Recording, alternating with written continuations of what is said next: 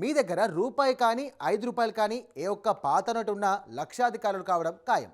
ఇక నోటుపై కాస్త fancy number ఉంటే లక్షాధికారులు ఏంటి కోటీశ్వరులు కావడం పక్క. ఎందుకంటే ఒకప్పుడు చలామణిలో ఉన్నటువంటి రూపాయి నోటు కూడా ఈరోజు 7 లక్షల వరకు ధర పలికిన సందర్భాలు చాలా ఉన్నాయి.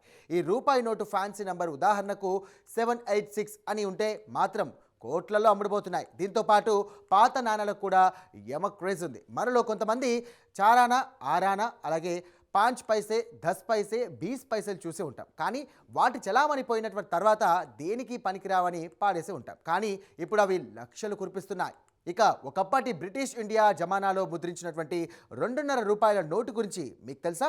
అది ఉంటే మాత్రం మీరు క్షణాల్లో కోటీశ్వరులు కావడం ఖాయం. ఫారెన్ కంట్రీస్ వాటి కళ్ళకు అద్దుకొని తీసుకుంటున్నాయి. బదులుగా కోట్లు ఇవ్వడానికి కూడా సిద్ధపడుతున్నాయి. అయితే ఈ 2.5 రూపాయల నోటు ఒకటి మన దేశంలో ఒక వ్యక్తి దగ్గర ఉంది.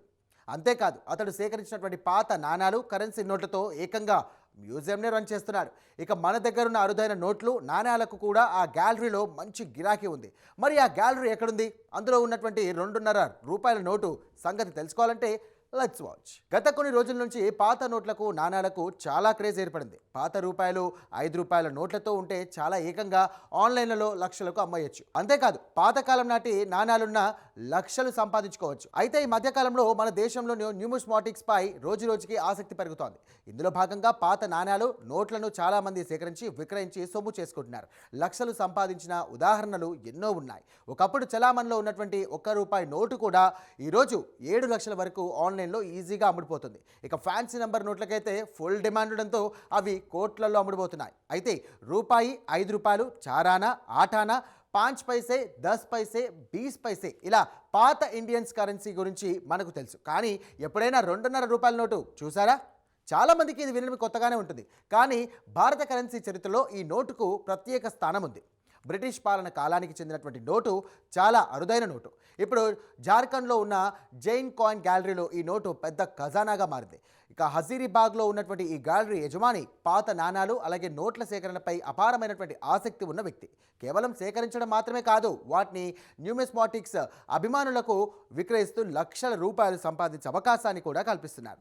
దీంతో మీ దగ్గర ఏదైనా పాత నోటు లేదా నాణెం ఉంటే ఈ గ్యాలరీ యజమానిని అప్రోచ్ అయితే సరిపోతుంది. తప్పకుండా మంచి ధర లభించడంతో పాటు లక్షాధికారులు కావడం ఖాయం. ఇక మన దేశంలో ఒకప్పుడు 2.5 రూపాయలు నోటు చలామణి ఉందన్న విషయం చాలా మందికి తెలియదు. ఇది బ్రిటిష్ ఇండియా కాలానికి చెందింది. అప్పట్లో భారతదేశంలో ఆనా విధానం ఉండేది. 16 ఆనాలు కలిపితే 1 రూపాయి. ఆ కాలంలో 40 ఆనాలు అంటే 2 రూపాయలుగా పరిగణించేవారు. ఇక 1920వ దశకంలో ఈ నోటును ముద్రించారు. అయితే ఇది చాలా తక్కువ కాలమే చలామణిలో ఉండి 1926లోనే ఉపసంహరించబడింది. ఇదే కారణంగా ఈ నోటు ఇప్పుడు అత్యంత అరుదైందిగా మారింది. ప్రస్తుతం 2.5 రూపాయల నోటు 6.40 లక్షల రూపాయల వరకు ధర పలుకుతోంది. అయితే ఇది కేవలం కాగితం ముక్క మాత్రమే కాదు, బ్రిటిష్ కాలపు ఆర్థిక చరిత్రకు సజీవ సాక్ష్యంగా భావిస్తున్నారు నిపుణులు. అందుకే దీనికి అంతర్జాతీయ మార్కెట్లో అంత డిమాండ్ ఏర్పడింది. అయితే ఈ నోటున్న జైన్ కాయిన్ గ్యాలరీలో బ్రిటిష్ ఇండియా నోట్లు మాత్రమే కాకుండా మొఘల్ కాలం నాణాలు, ప్రాచీన భారతీయ కరెన్సీ, స్వాతంత్రం తర్వాత విడుదలైన రిపబ్లిక్ ఆఫ్ ఇండియా స్మారక